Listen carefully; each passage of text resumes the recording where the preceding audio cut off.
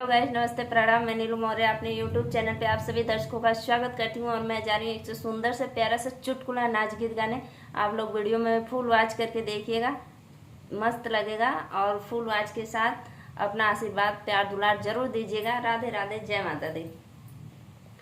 सिटिया मार के बोलवल सरे बिना गवने के, सिटिया मार के बोलवल सरे बिना गवने के, उतर हरी में चदरी बिछवल सरे बिना गवने के, उतर हरी में चदरी बिछवल सरे बिना गवने के, सिटिया मार के बोलवल सरे बिना गवने के, सिटिया मार के बोलवल सरे बिना गवने के, उतर हरी में चदरी बिछवल सरे बिना गवने के, उतर हरी में चदरी बिछवल सरे बिना गवने के।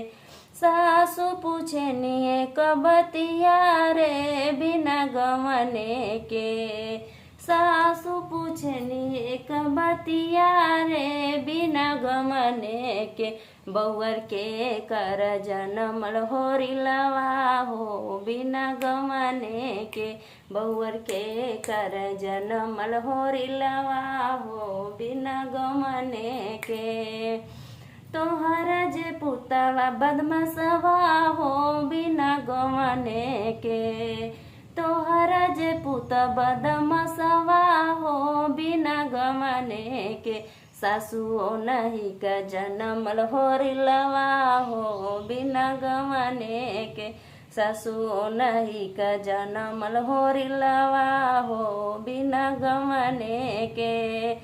सिटिया मार के बोलवल सरे बिना गवने के, सिटिया मार के बोलवल सरे बिना गवने के, पिया रहरी में चदरी बिछवल सरे बिना गवने के, उतर हरी में चदरी बिछवल सरे बिना गवने के, जेठनी पूछनी एक बतिया रे बिना गवने के, जेठनी पूछनी एक बतिया रे बिना गवने के, छोटी के कर जनमल होरी लवा हो बिना गवने के, छोटी के कर जनमल होरी लवा हो बिना गवने के, तोहरा जे देवर बदमाशवा हो बिना गवने के, तोहरा जे देवर बदमाशवा हो बिना गवने के, उतर उन्हीं का जनमल होरी लवा हो बिना गवने के,